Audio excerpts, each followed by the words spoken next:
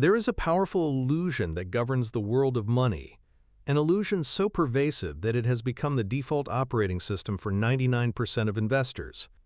It's the belief that wealth is born from excitement, that fortunes are made in the bright, chaotic flash of innovation, in the headline-grabbing disruption, in the ticker symbols that everyone is talking about.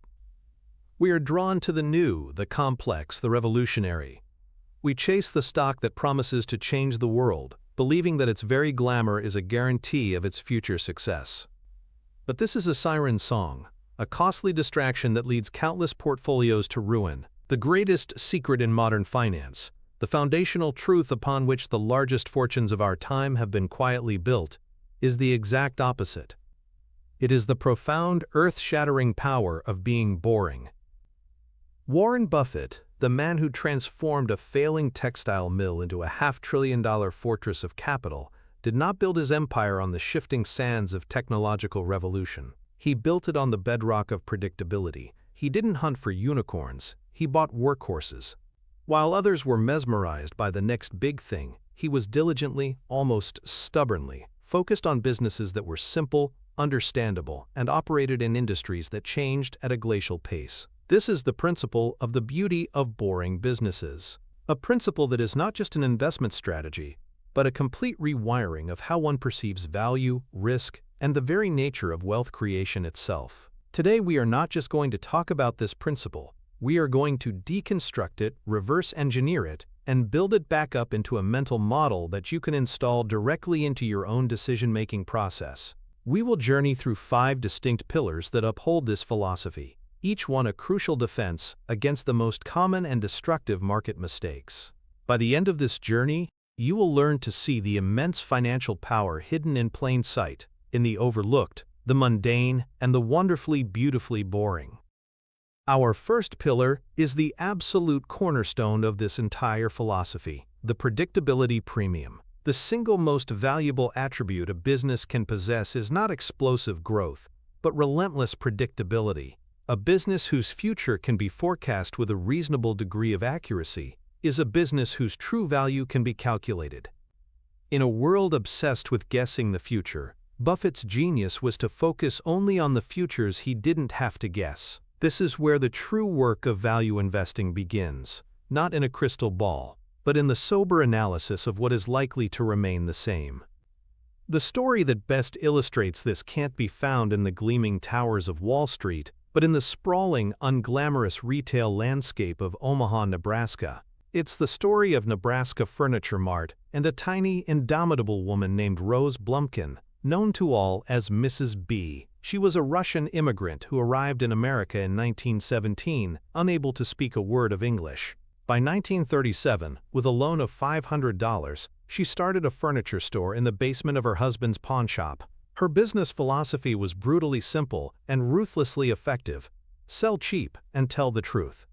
She was a force of nature, a selling machine who worked 7 days a week, haggling with suppliers for the best prices and passing those savings on to her customers. Her store became a local legend, a place where you could get the best deal on a sofa or a carpet, period. By the early 1980s, Nebraska Furniture Mart was not just a store, it was an institution, generating over $100 million in annual sales from a single location, a feat unheard of in the retail world. Warren Buffett, a lifelong Omaha resident, had watched Mrs. B's empire grow for decades. He saw something that the spreadsheets of Wall Street analysts could never capture.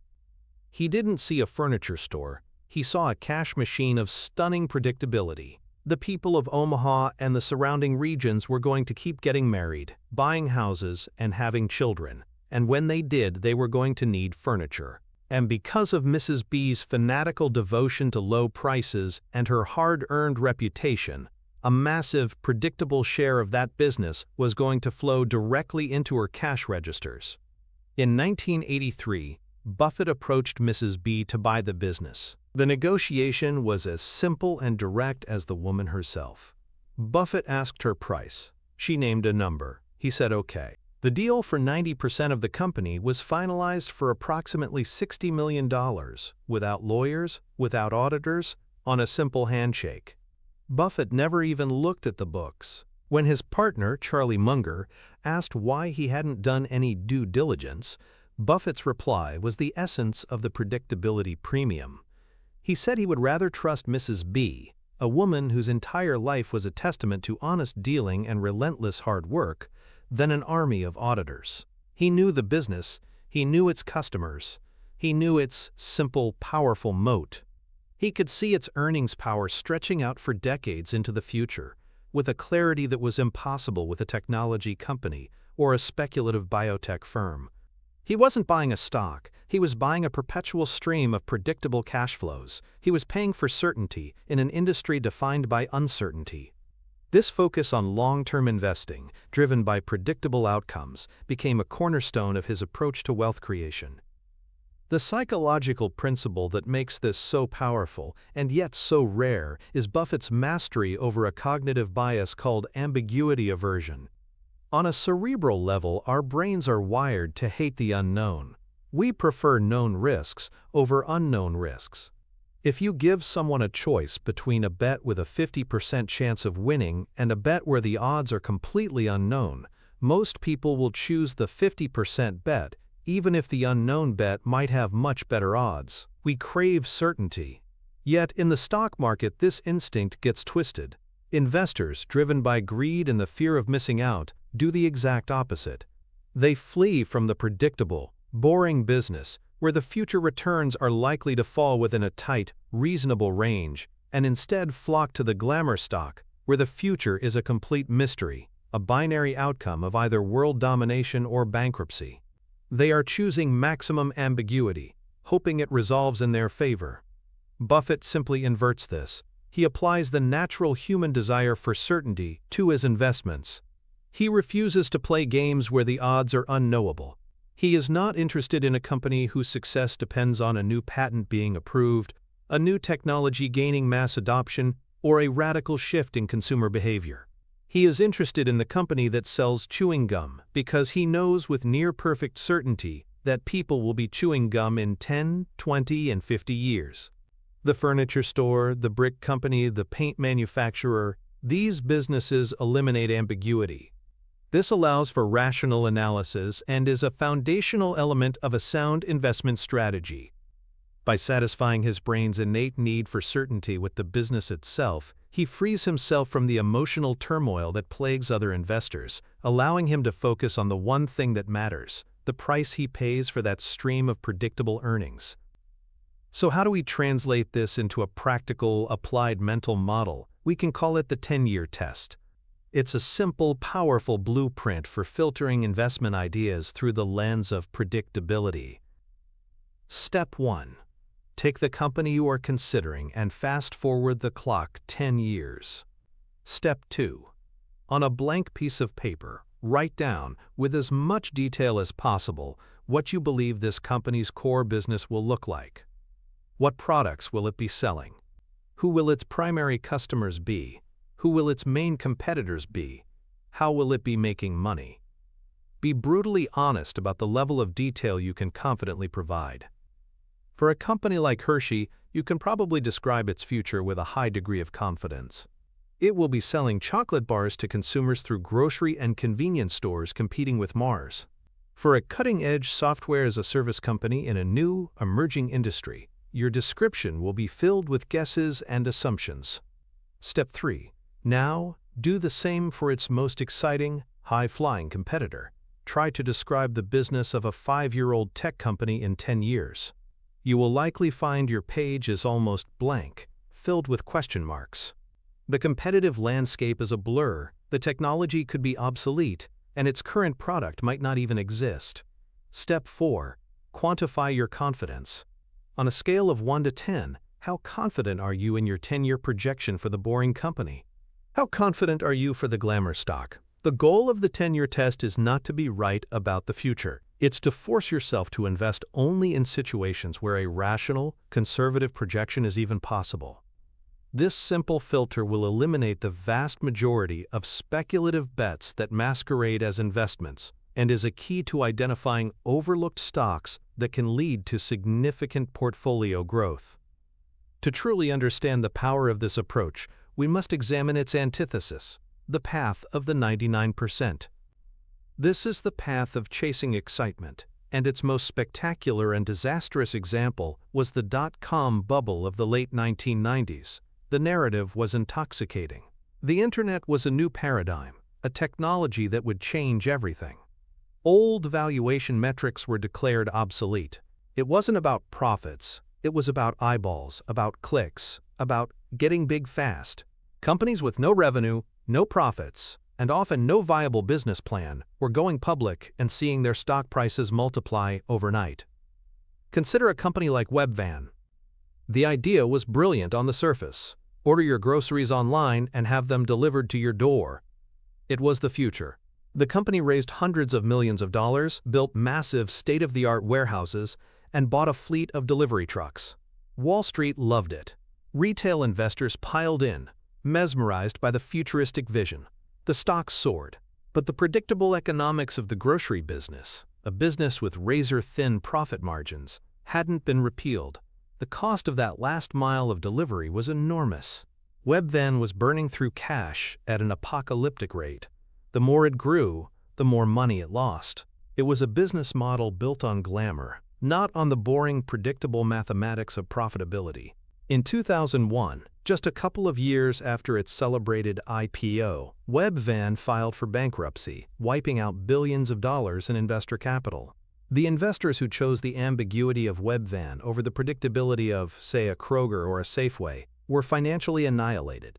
They had bet on a story, a dream of the future, while ignoring the timeless, boring laws of business economics. This is the fate that awaits those who ignore the predictability premium. The direct financial connection of this principle is most clearly seen in the process of valuation, specifically through a discounted cash flow, or DCF, analysis.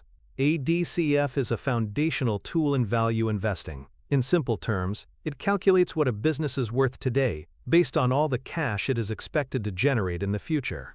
The entire model hinges on one critical input, the forecast of future cash flows. Here is where the boring business reveals its superpower. For a company like McCormick & Company, the spice maker, you can project its future cash flows with a reasonable degree of confidence. You can look at population growth, historical sales trends, and profit margins, and create a forecast that is likely to be in the right ballpark. The inputs are stable. The resulting valuation is robust. Now try to do a DCF on a pre-profit biotechnology company whose entire future rests on the FDA approval of a single drug. The future cash flows are not a forecast. They are a wild guess. They are either zero or they are billions of dollars. Any valuation you produce is a work of fiction, a mathematical exercise detached from reality. The predictability of a boring business allows an investor to calculate a reliable estimate of its intrinsic value. This, in turn, allows them to apply Buffett's most famous rule: buy a business for less than it is worth. This margin of safety is only possible when you can confidently estimate what worth is. Predictability is not just a comforting qualitative trait, it is a quantitative input that transforms valuation from a guessing game into a disciplined search for hidden gems, the very engine of long-term capital gains and sustainable wealth creation. Our second pillar builds directly upon the first. Once we have a predictable business, we must ensure that its predictability is protected. This brings us to the moat of mundanity. A moat, in Buffett's lexicon, is a sustainable competitive advantage that protects a business from incursions by competitors, much like a real moat protects a castle. The investment world is obsessed with moats built from cutting-edge technology, complex patents, or visionary genius. But the most durable, most powerful moats are often the most boring ones. They are built from things like brand loyalty cultivated over a century, untouchable distribution networks, or the simple, unassailable fact of being the lowest-cost producer. These are the moats of mundanity, and they are nearly impossible for a competitor to breach. The quintessential story of a mundane moat is the acquisition of See's Candies in 1972. At the time, See's was a well-regarded but unassuming boxed chocolate company operating primarily in California. It was the kind of business Wall Street would completely ignore. It wasn't high-tech, it wasn't scalable in the way a software company was, and its growth prospects seemed limited. Buffett and Munger were offered the chance to buy it for $30 million. Buffett, initially, balked at the price. It seemed too high for a business with only a few $1,000,000 in tangible assets. But Charlie Munger saw something deeper. He saw a moat built not on factories or inventory, but in the minds of its customers. He urged Buffett to reconsider, arguing that some businesses were worth paying a premium for. They investigated and found that See's had immense untapped pricing power. For generations, Californians had bought See's chocolates for Christmas, for Valentine's Day, for birthdays. It was a tradition. Giving a box of See's was a gesture of quality and affection. Customers were not just buying chocolate, they were buying nostalgia, reliability, and emotional connection. They were fiercely loyal. If the price of a 1-pound box went up by a quarter, not a single customer was going to switch to a cheaper, inferior brand to save a few cents on a gift for a loved one. The emotional transaction was worth far more than the financial one. Buffett and Munger acquired the company for $25 million. Over the subsequent decades, See's Candies has generated over $2 billion in pre-tax earnings for Berkshire Hathaway, cash that was then used to buy other businesses. It achieved this without requiring significant new capital investment. It was, as Buffett would later describe it, the prototype of a dream business. Its moat was a mundane, invisible force field of brand loyalty, a force field that has protected its profitability for half a century. The underlying psychological principle that fuels the moat of mundanity is a powerful combination of the Lindy effect and status quo bias.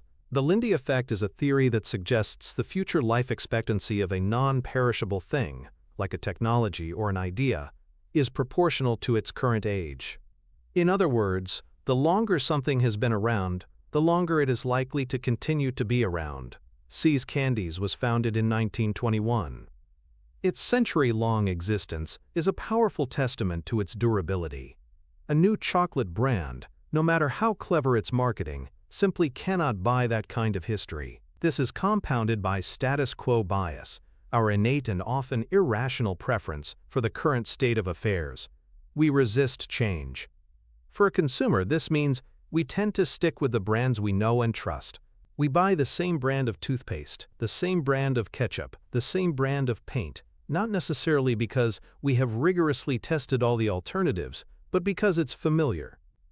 It's the default option. It reduces the cognitive load of making a choice. Boring businesses, especially those that sell low-cost, frequently purchased consumer goods, become deeply embedded in our habits. Their moat isn't a wall.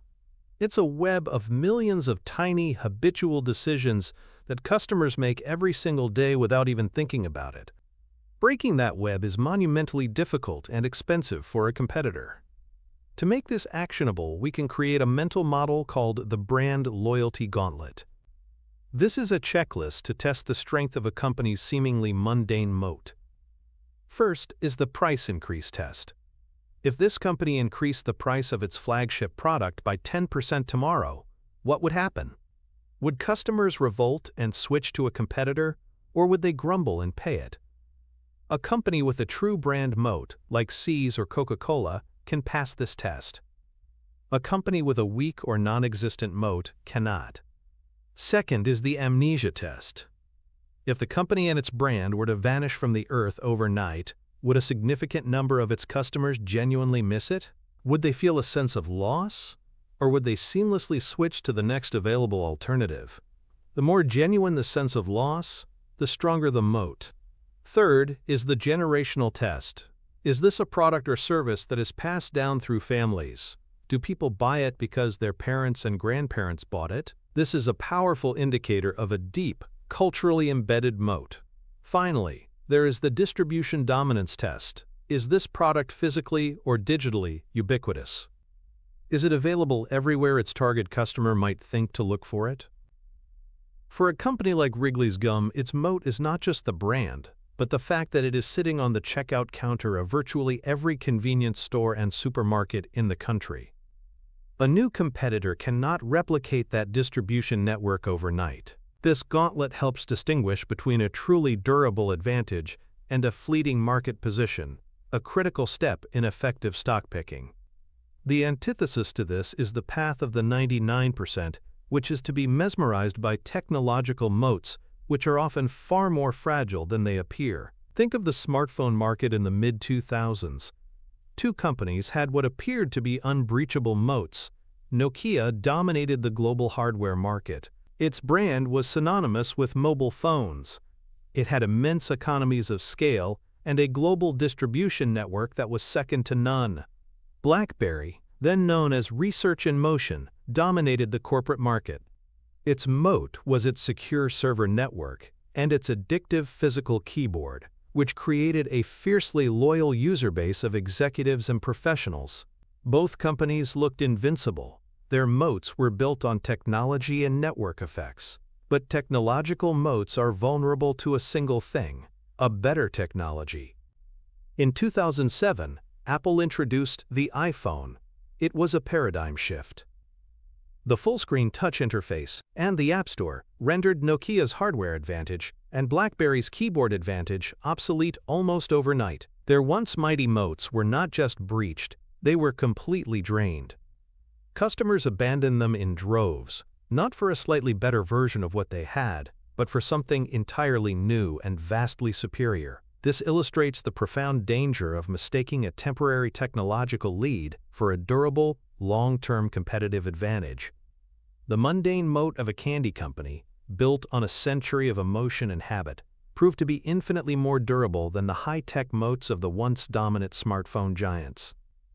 The direct financial connection of a mundane moat is revealed in a metric called Return on Tangible Capital Employed, ROTCE. This sounds complex, but the idea is simple. It measures how much profit a business generates for every dollar of physical, tangible assets, like factories, equipment, and inventory, it uses.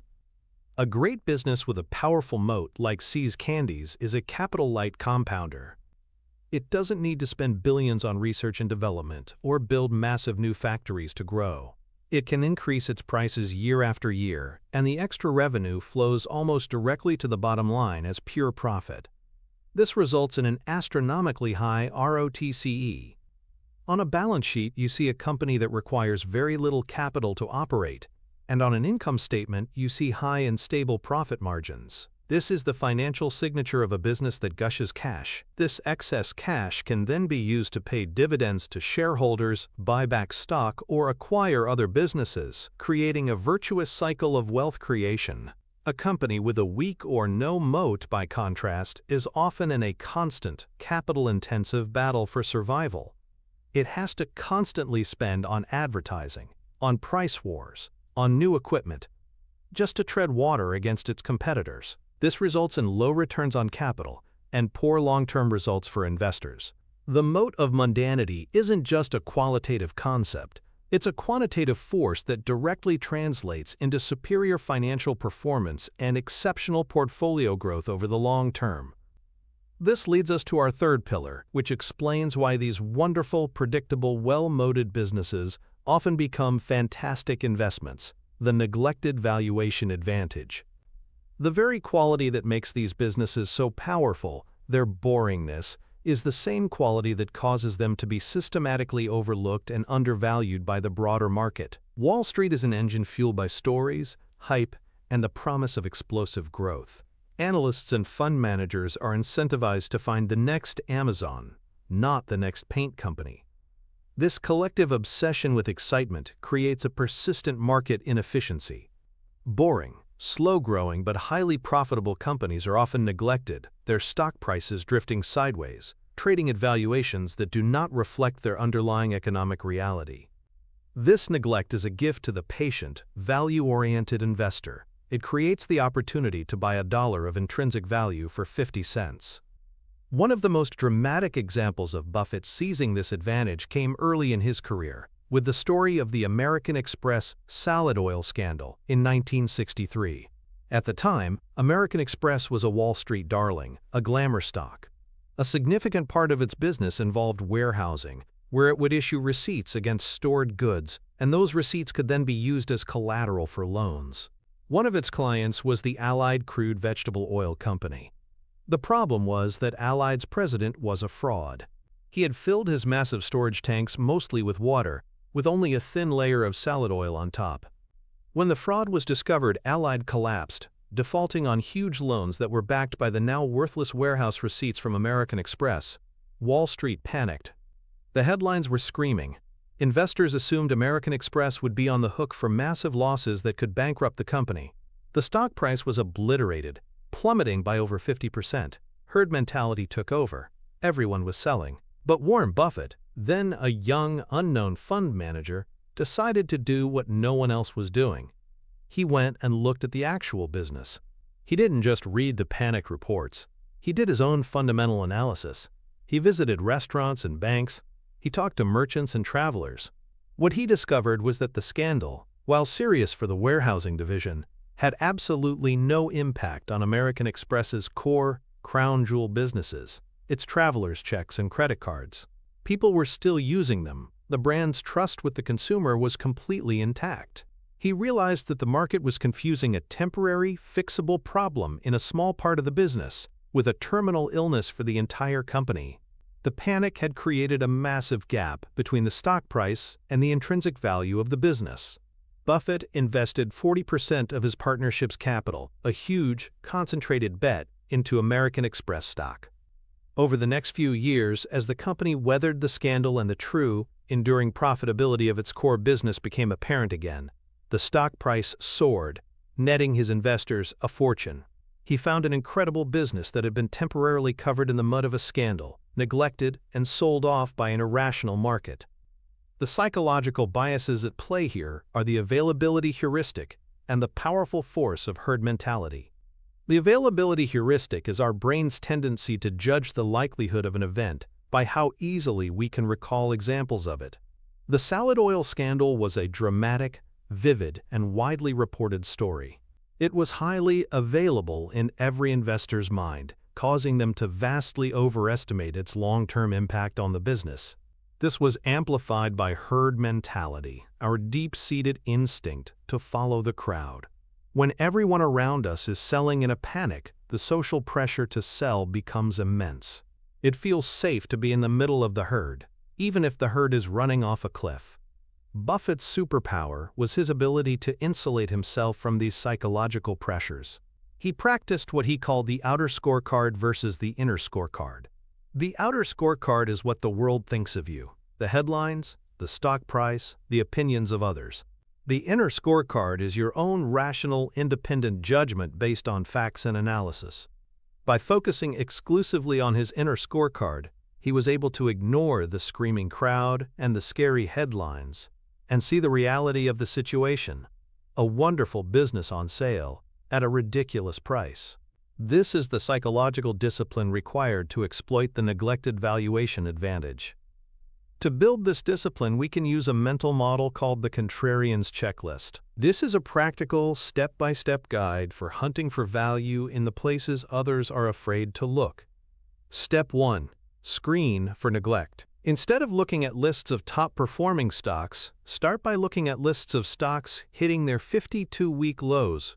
This is where the fear and pessimism are concentrated. This is your hunting ground. Step 2. Apply the headline test. For each company on your list, investigate the reason for its decline. Is the bad news temporary and survivable, or is it a fundamental, permanent impairment of the business's earning power? A scandal, a bad earnings report, or a temporary industry downturn can be temporary.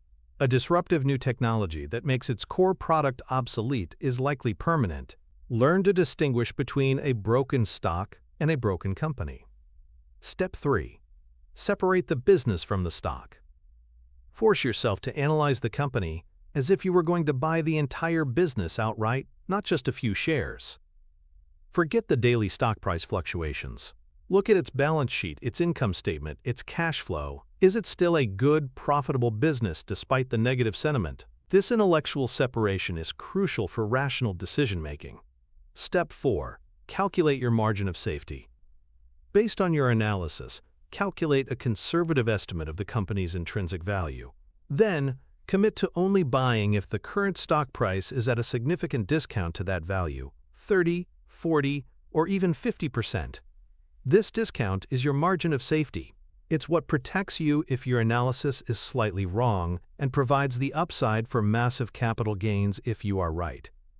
The antithesis of this approach was perfectly captured by the Nifty 50 era in the early 1970s. The Nifty 50 were a group of about 50 large-cap blue-chip stocks that were considered so wonderful, so dominant, that they were thought to be one-decision stocks. You buy them, and you never have to sell. Companies like Xerox, IBM, Polaroid, and Coca-Cola. The belief was that their quality was so high that no price was too high to pay for them. Investors, both institutional and retail, piled in, pushing their valuations to absurd levels. Many of these stocks traded at price-to-earnings ratios of 50, 80, or even 100. The herd was completely convinced of their invincibility. Then came the brutal bear market of 1973-1974. The economy soured and the market crashed. These can't-miss stocks collapsed. Polaroid fell by over 90%.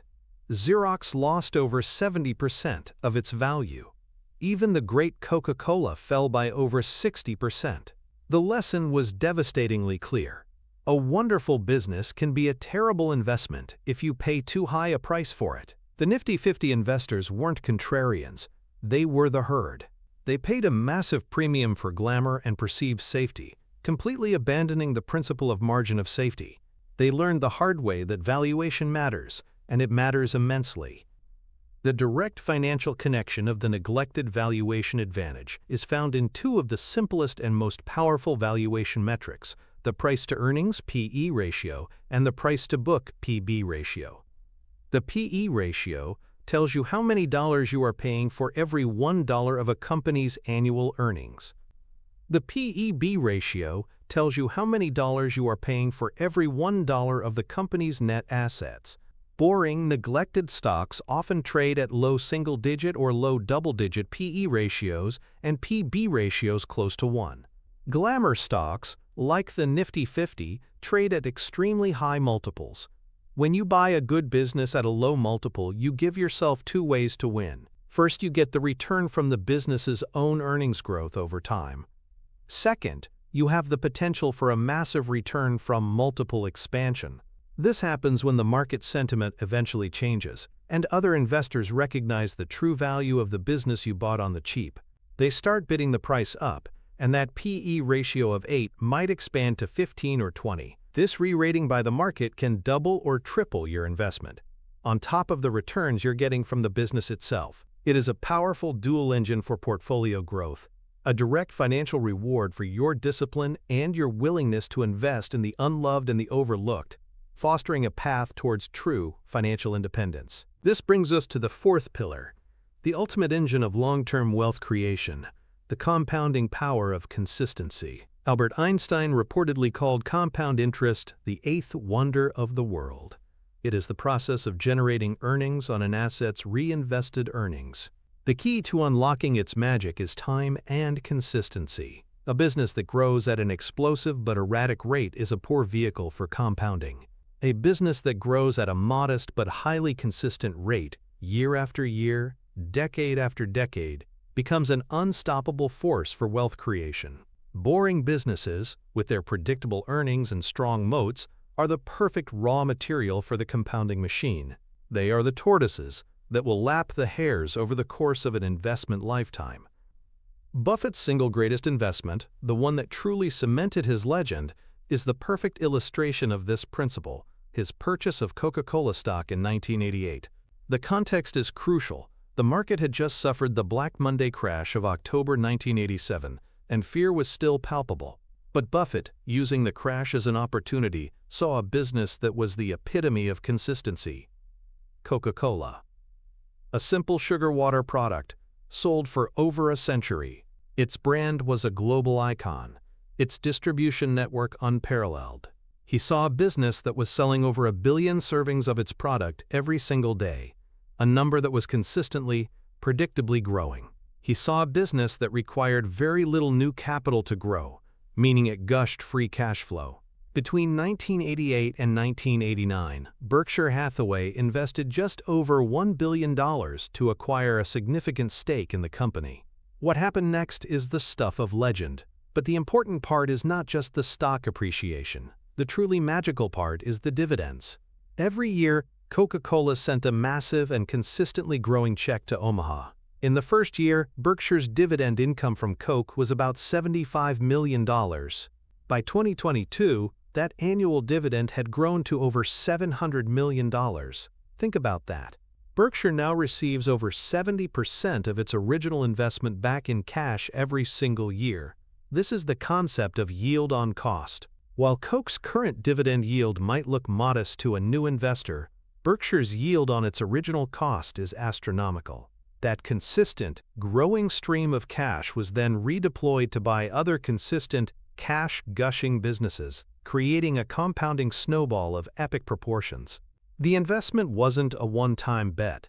It was the purchase of a perpetual, growing annuity, fueled by the simple, boring, consistent act of people around the world enjoying a soft drink. This is the very essence of building wealth through long-term investing. The psychological demon that prevents most people from achieving this is a bias known as hyperbolic discounting. Our brains are hardwired to value immediate rewards much more highly than future rewards, even if the future rewards are significantly larger. We want the thrill of a 20% gain in a week from a speculative stock, even if it carries a high risk of a total loss. The promise of a 7% or 8% annual return from a boring dividend stock, compounded over 30 years, feels too slow, too distant, too abstract. It doesn't trigger the same dopamine rush. Hyperbolic discounting is why people choose to spend rather than save, to day trade rather than invest, to chase the quick buck rather than build slow, sustainable wealth. Buffett's entire career is a testament to his almost superhuman ability to resist this bias. He has the patience to let the miracle of compound interest do its work. He is willing to look unintelligent for a year or two, to underperform in a raging bull market, because he is not playing a one-year game. He is playing a multi-decade game, and in that arena, consistency and compounding are the only strategies that guarantee victory.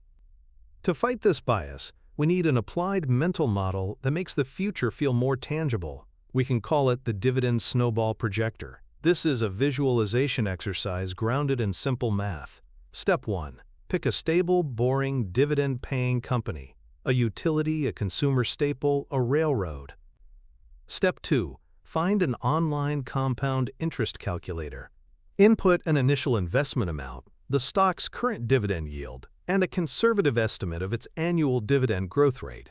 Many of these companies have a history of raising their dividend by 5 to 10% per year. Set the time horizon to 30 years and assume all dividends are reinvested. Step 3. Look at the final portfolio value. It will likely be a staggering number, but don't stop there. Step 4, and this is the most critical part, calculate the annual dividend income your portfolio will be generating in year 30. You will often find that the annual cash flow from dividends alone is larger than your entire initial investment. This exercise transforms the abstract concept of long-term growth into a concrete, tangible vision of the future, a massive passive income stream that can fund your financial independence. It shifts your goal from the short-term thrill of capital gains to the long-term security of becoming a true business owner, receiving your share of the profits year after year. The antithesis to this disciplined, patient approach is the frenetic and destructive world of day trading. The day trader embodies hyperbolic discounting. Their focus is not on the next 10 years, but on the next 10 minutes. They are glued to their screens, watching blinking lights and squiggly lines, trying to scalp tiny profits from minute-to-minute price movements. Their strategy is based on predicting the unpredictable, on outsmarting the collective mind of the market on a microsecond basis. They rack up huge transaction costs from constant buying and selling, which acts as a massive drag on their returns. The emotional toll is immense, a roller coaster of greed and fear, euphoria and despair.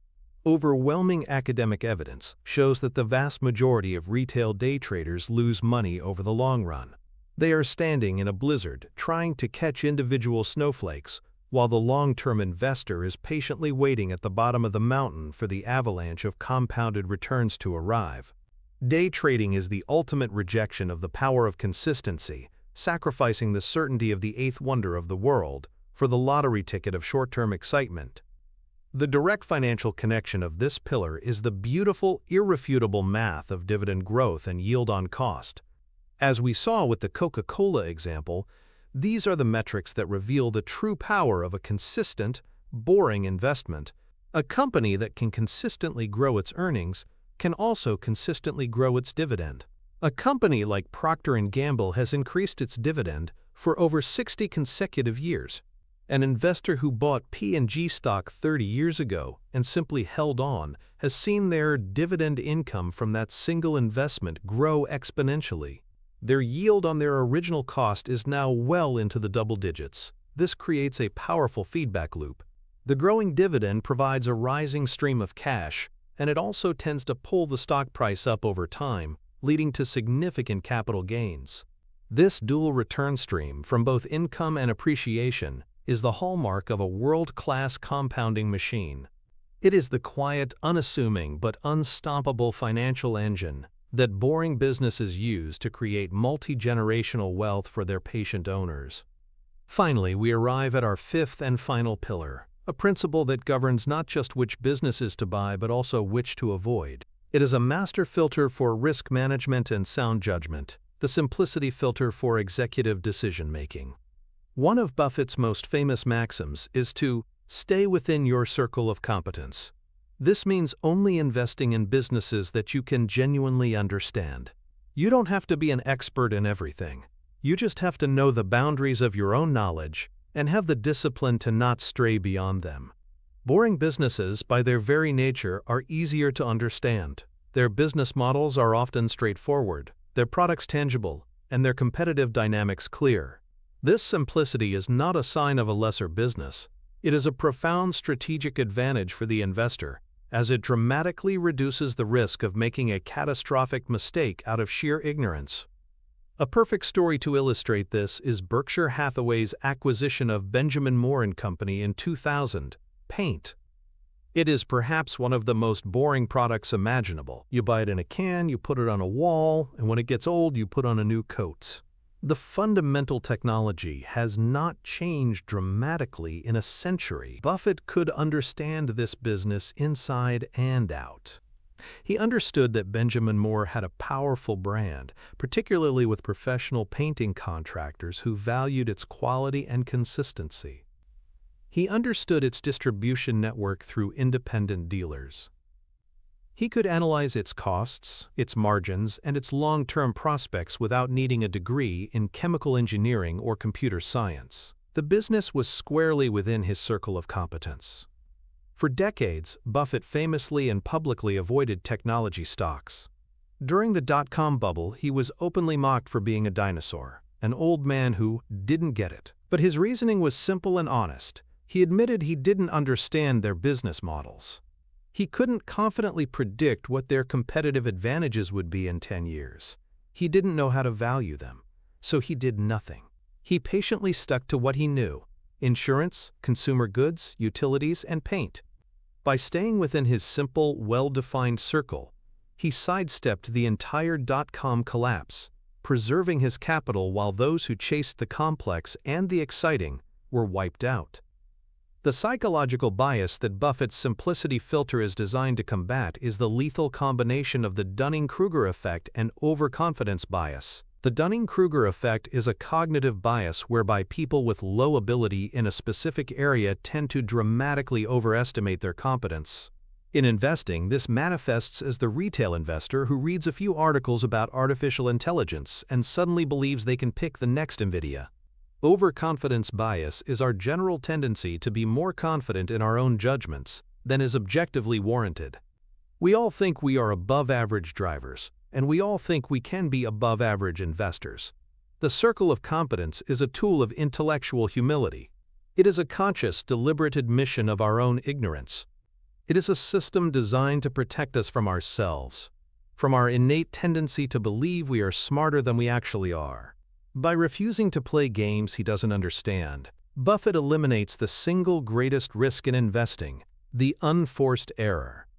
The applied mental model here is a personal audit we can call defining your circle of competence. It's a three-step process to map the boundaries of your own knowledge. Step 1. Take out a piece of paper and create two columns, expert and familiar. In the expert column, list any industries or businesses where you have deep professional knowledge, perhaps from your career or a lifelong serious hobby. This is your core circle. In the familiar column, list industries you understand as an intelligent consumer. You might not know how to run a bank, but you understand how it makes money from loans and deposits. Step 2. For any potential investment that falls outside these two columns, you must apply the explain it to a 12-year-old test. Can you, in 3 minutes, explain exactly how this business makes money, who its customers are, and what protects it from competition, in language so simple a child could understand it? If you find yourself using jargon, buzzwords, or hand-waving explanations, it's a red flag. It means you don't truly understand it yourself. Step 3. If a company fails this test, you have only two choices. You can either pass on the investment entirely, or you can commit to putting in the hundreds of hours of dedicated study required to bring it into your circle. There is no third option. This disciplined process prevents you from speculating in areas where you are at a fundamental disadvantage and is a cornerstone of responsible wealth management. The antithesis, the horrifying example of what happens when supposed geniuses operate far outside a circle of simplicity and humility, is the collapse of long-term capital management, LTCM, in 1998. LTCM was a hedge fund founded by some of the most brilliant minds in finance, including two Nobel Prize-winning economists. Their strategy involved using complex mathematical models to exploit tiny, temporary pricing discrepancies in the global bond market. They believed their models were so sophisticated that they had essentially eliminated risk. They used immense amounts of leverage, borrowing over $100 billion against just a few billion in capital. Their formulas were so complex, so opaque, that even their own investors didn't fully understand them. For a few years, it worked spectacularly. Then, in 1998, Russia defaulted on its debt, an event their models had deemed virtually impossible. This triggered a chain reaction in global markets that their formulas could not comprehend.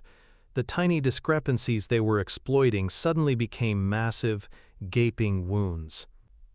The fund began to hemorrhage money at a rate of hundreds of millions of dollars per day. Within a few weeks, LTCM was on the verge of a collapse so catastrophic that the Federal Reserve had to orchestrate a massive bailout to prevent it from taking down the entire global financial system. The smartest guys in the room had built a machine so complex that they couldn't control it, a testament to the catastrophic danger of complexity and leverage operating outside the bounds of simple, understandable principles.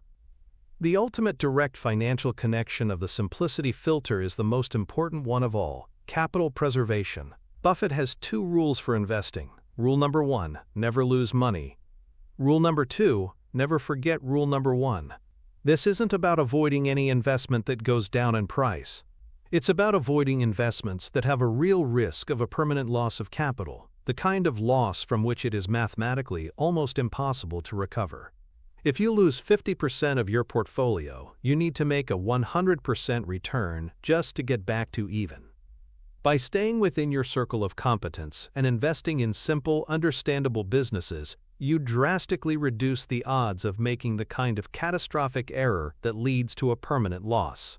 You might miss out on some spectacular gains in industries you don't understand, but you will also guarantee your survival. And in the long game of compounding, survival is everything. The greatest financial advantage of simplicity is not the money you make, it is the money you don't lose. It is the solid foundation upon which all real, lasting wealth is built, the final and most crucial piece of the puzzle in achieving your financial goals. You have just been given the blueprint. You've journeyed through the 5 pillars that support a fortress of wealth built not on hype but on reason. You now understand that the most powerful engine for wealth creation isn't excitement, it's predictability. You see the world not as a casino of flashing lights, but as a landscape of quiet, cash-producing fortresses. You have acquired the mental model to see the deep, durable moats of mundanity, to exploit the valuation advantages found in neglect, to harness the unstoppable power of consistent compounding, and to protect your capital with the disciplined filter of simplicity. This is more than just an investment strategy, it's a new way of seeing. But this principle, the power of boring, is just one pillar in the architecture of a truly unbreakable financial mind. It's the foundation. But a foundation alone doesn't make a skyscraper. Warren Buffett's system is a network of interlocking mental models. The principle you've mastered today is what you buy. But just as critical are the principles of asterisk when to buy, and perhaps most importantly, when to asterisk do nothing at all. The framework of patience and opportunistic action is a separate, equally vital skill. The video that is now on your screen is not an accident. The algorithm has identified it as the next logical step in your journey. It holds the connecting piece. It contains the mental model that links the what with the when. It is the key that unlocks the discipline, the temperament, and the patience required to let these boring businesses work their compounding magic over decades. It addresses the emotional side of the equation, the fortitude needed to act when others are fearful, and to be patient when others are greedy. Many people will stop here, content with this one powerful idea. They will have the map but lack the discipline to follow it. But the truly committed, those who are serious about their financial independence, understand that one lesson is not an education. It is a single step on a longer journey. The choice is simple. Are you a tourist in the world of wealth, or are you a builder? If you're a builder, you know that the work is not yet done. The next piece of the blueprint is waiting. Click and continue your ascent.